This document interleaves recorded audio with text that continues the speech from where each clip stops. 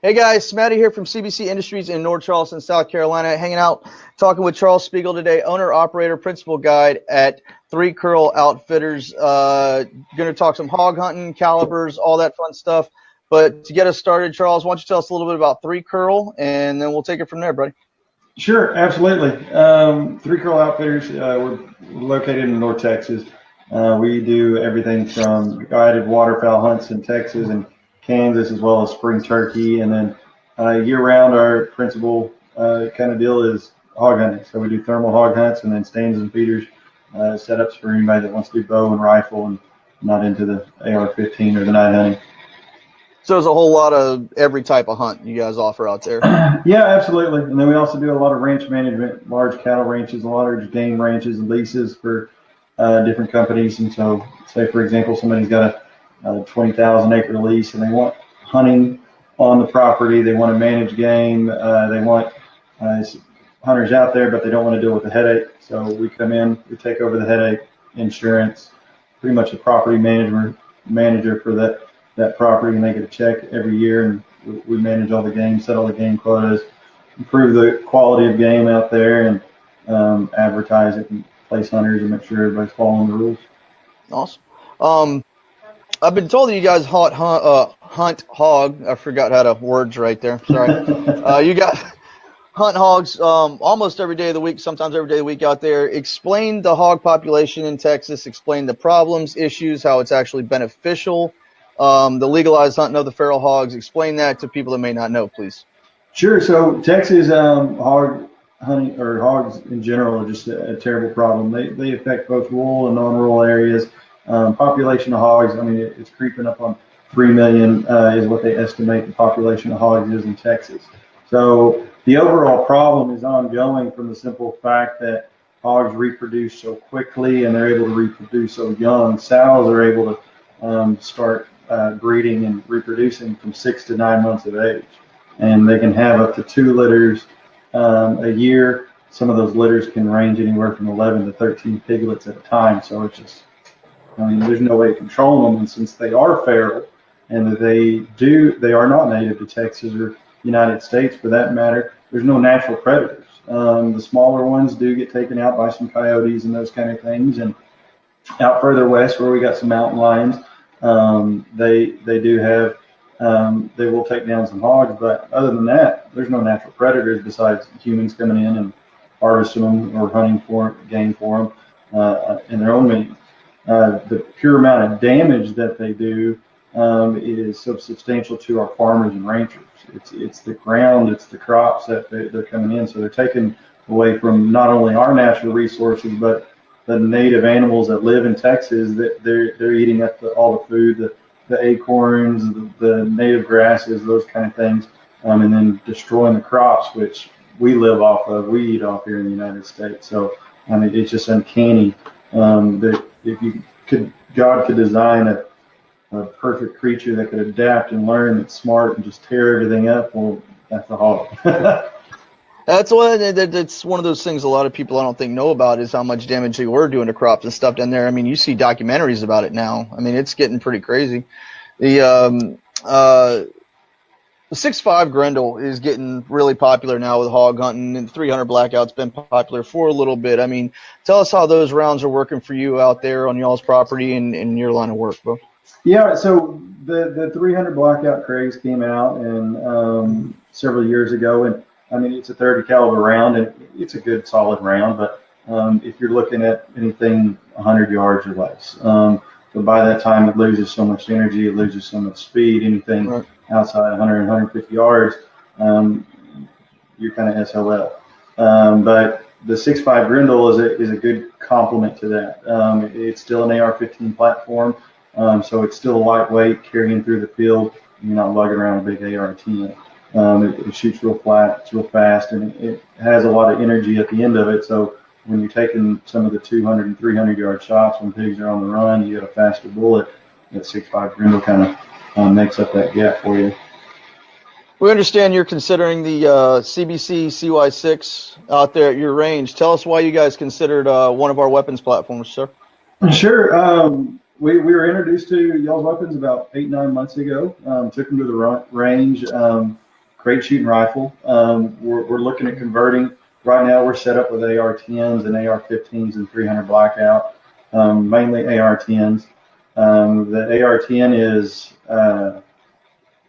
heavy. We do a lot of spot and stock. So the design hunting, what we're doing is we use thermal optics mounted on our AR-10s.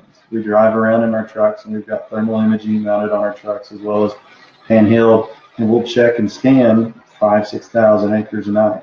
And they're large cultivated fields, and when we find a sounder of pigs, we'll go and get downwind from them, stalk up within about 40-50 yards, put everybody on shooting sticks, and you go 1, 2, 3.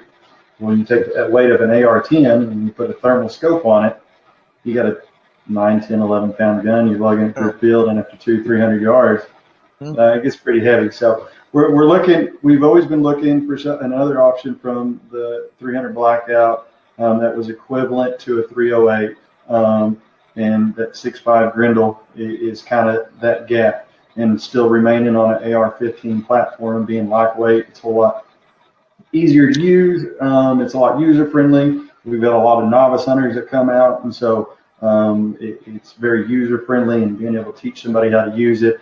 It's lightweight, compact kind of deal, to where you're not swinging around a big, long, heavy rifle kind of deal, and so it's also safer because you're not. That's like the best sales pitch anybody's ever done for our gun, right there. I mean, you guys want a CY6? Thank you, Charles. Yeah, absolutely. Well, you mentioned some of the night vision. You guys are using Pulsar night vision, is that right? Yeah, absolutely. Talk a little bit about that for me, if you will, just for some folks that may not know. I mean, I don't know everything I'd like to know about it either. So, I mean, fill us in on Pulsar and what you like about them. So Pulsar in general is, when we first started doing this, there was a couple other companies out there. There's FLIR, there's A&T and Armasight and stuff. And so before we even had a relationship with Pulsar, we tried out all.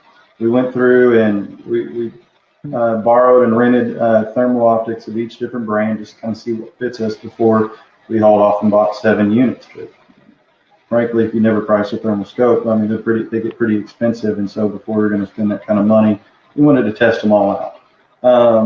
ATN and Pulsar were at the top of the list in regards to performance and what we were doing, what we were looking at.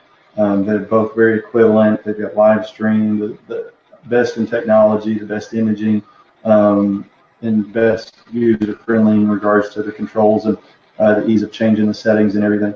But the thing that really sold us on the Pulsar was the customer service, the warranty that they had in the setup. And so, I mean, we've never had any kind of issues. If there was a little thing like a battery pack getting loose or something like that, we call it Pulsar, and within a couple of days, we've got a new one out to us. And so that piece of it has just been phenomenal for us. And so that's the reason why we went with Pulsar and use them, is because they're the best in the industry and at the top of the list, as well as their customer service is by far the best that we've dealt with. I couldn't agree more. I'll pay a little bit more for something if I get the customer service I'm looking for every single time. Right. How can anybody schedule a hunt with you guys? I see some comments down there, hog hunt giveaways. That would be badass. All this great stuff. And thank you, Max, for saying you love my mug. That's awesome. I'll tell my father-in-law. But yeah, tell people how to get a hold of you, and with 3curl.com spelled out, 3curl.com, and give them the phone number, any other social media you'd love to, bro. Go for it.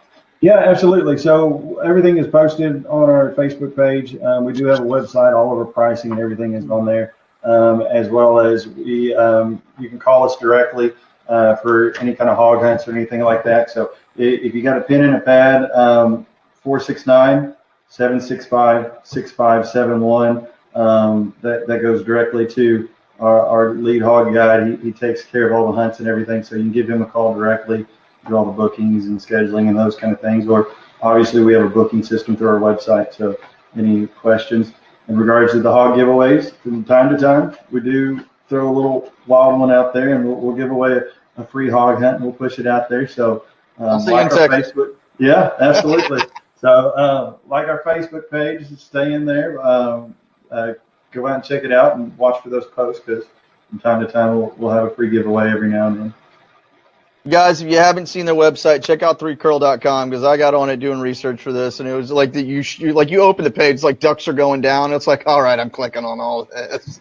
Dude, that was whoever wrote that. That's creative. That's awesome. But anything else you want to put out there for our listeners and viewers today, buddy? No, to be honest with you, I don't. Just tidbit. If you've never been thermal hunting or anything, get on our Facebook page, get on YouTube, watch the videos.